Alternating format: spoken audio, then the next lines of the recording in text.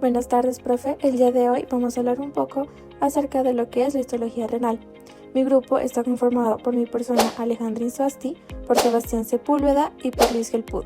Esperamos que esta pequeña exposición sea de su agrado. Bueno, a continuación vamos a hablar acerca del riñón. En este caso podemos darnos cuenta en la imagen que el riñón consta de una corteza y de una médula. Podemos encontrar una diferencia clara que en la corteza hay muchos glomérulos renales. ¿Cómo los identificamos? Son especie de círculos con células y son muy diferenciales del resto de las estructuras. También vamos a encontrar en las placas lo que son unas líneas rectas. En este caso, estas líneas las vamos a denominar lo que son los rayos medulares. Estos rayos medulares van desde la corteza hasta la médula, como lo observamos. Y asimismo en la corteza vamos a encontrar unos túbulos desorganizados, que estos los vamos a denominar laberintos corticales, que son túbulos desorganizados como ya lo había mencionado. Bueno, vamos a hablar acerca un poquito más de la corteza.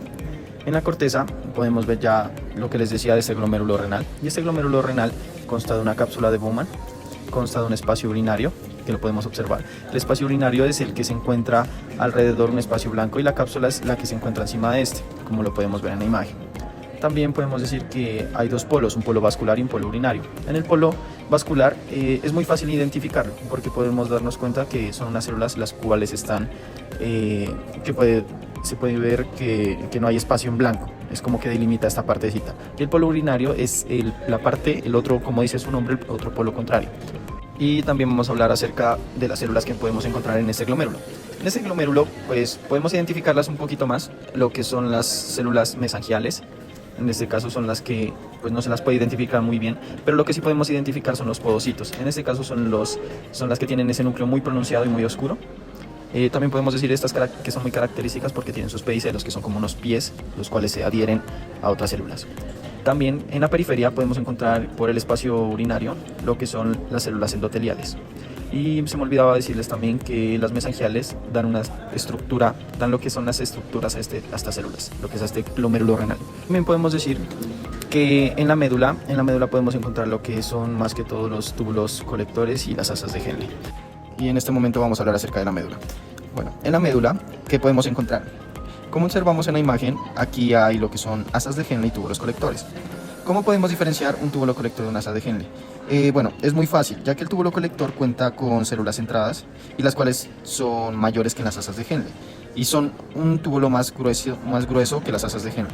En cambio, las asas de Henle cuentan con un epitelio que es más delgado y las células son como un poquito más desorganizadas. Como podemos darnos cuenta en la imagen, el túbulo colector, que es el más grande, miramos que es más organizado, tiene sus núcleos más centrados y pues tiene más núcleos que como podemos verlo en las asas de Henle, como son su epitelio es más delgado y es mucho más delgado. Eso es como la diferencia más clara que podemos ver. Bueno, y también vamos a hablar un poco de los túbulos contorneados. En este caso hay un túbulo contorneado proximal y túbulos contorneados distales. Bueno, los túbulos contorneados proximales podemos decir que hay un epitelio cuboidal simple y esto se diferencia bastante bien porque tienen un borde en cepillo, que al verlos histológicamente hacen que su circunferencia sea un poquito más cerrada, más deformada. Y también tiene un citoplasma eosinófilo y acidófilo. Ahora sí, el túbulo contorneado distal, este tiene un epitelio cuboidal también simple, pero este no presenta el borde en cepillo.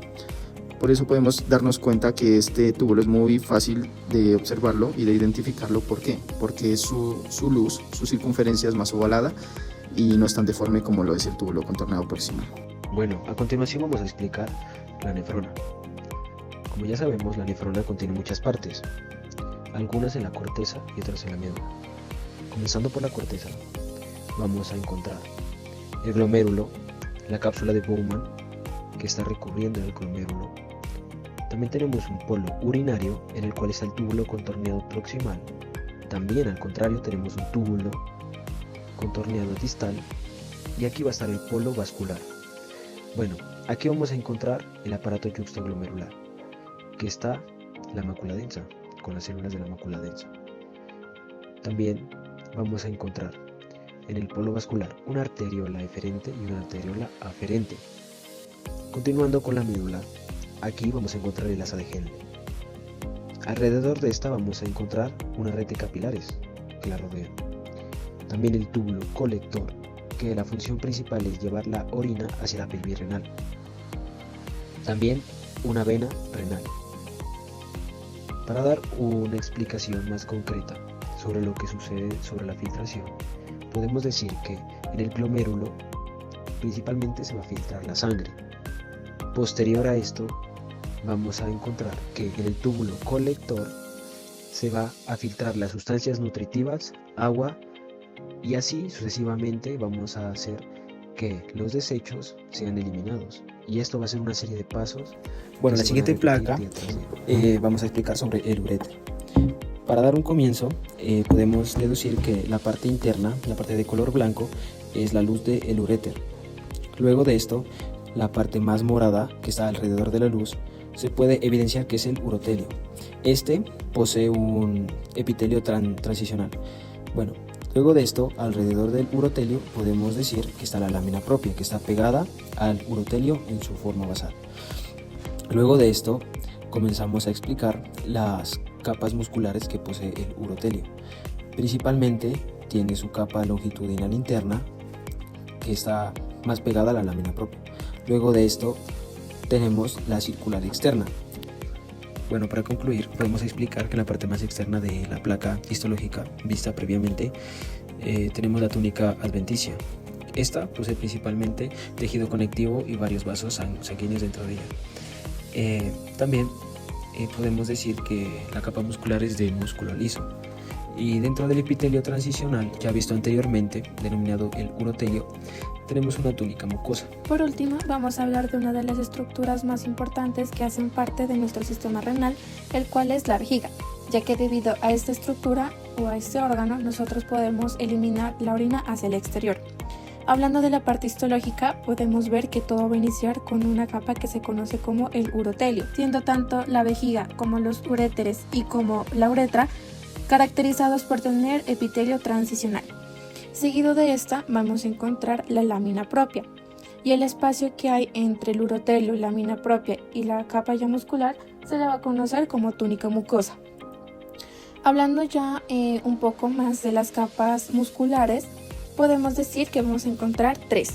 La primera va a ser la longitudinal interna, seguida va a estar la circular y por último va a estar la longitudinal externa. ¿Cómo las podemos diferenciar? En que las longitudinales, por raro que parezca, van a tener forma circular y la circular va a tener una forma longitudinal. Entonces, ¿cómo podemos entenderla? Tenemos círculo, plano, círculo. Esa es una memotecnia, por decirlo así, que se nos hace más fácil para nosotros poder entender las capas musculares de la vejiga. Estas capas musculares se van a caracterizar porque son parte del músculo detrusor y como su nombre lo indica, al llamarse músculo detrusor, lo que van a hacer estas tres capas musculares va a ser unirse unas con otras, por decirlo así, hacer de cuenta que está exprimiendo una naranja. Entonces, al exprimir la naranja, o en este caso, cuando los tres músculos se comprimen, van a permitir la salida de la orina, para que tenga su trayecto desde la vejiga hacia la uretra y ya permitir la salida de la orina como tal hacia el exterior por medio de la micción. Y también después de las tres capas musculares vamos a encontrar lo que se conoce como la túnica adventicia, que ya finalizaría, por decirlo así, lo que es la vejiga en sí. Por último, es importante recordar que los 4 procesos de filtración, reabsorción, secreción y excreción son muy importantes para el normal funcionamiento de nuestro sistema renal. Cabe recalcar que la filtración es el mecanismo principal que está involucrado en lo que va a ser regulación de agua, los electrolitos y la excreción de los desechos. A continuación vamos a definir qué es cada uno de estos mecanismos. También debemos recalcar que este proceso se va a dar en lo que se conoce en los capilares glomerulares, que este glomérulo, pues como ya sabemos, va a estar, por decirlo así, dentro de la cápsula de Bowman. Entonces podemos decir que este proceso va a ocurrir en el corpúsculo renal y en el túbulo renal y el conducto colector. El primer mecanismo va a ser la filtración. El plasma se va a filtrar en los capilares glomerulares, en donde se va a crear un filtrado que pasa a través de los túbulos renales. Como segundo mecanismo tenemos a lo que es la reabsorción. Va a ocurrir una reabsorción tubular de líquido a la sangre. Y el tercer mecanismo va a ser el de secreción, en donde va a haber una secreción tubular de la sangre al líquido, por lo que podemos decir que el segundo y el tercer mecanismo son al contrario. Y por último tenemos la excreción, que es el filtrado restante se va a poder excretar como la orina.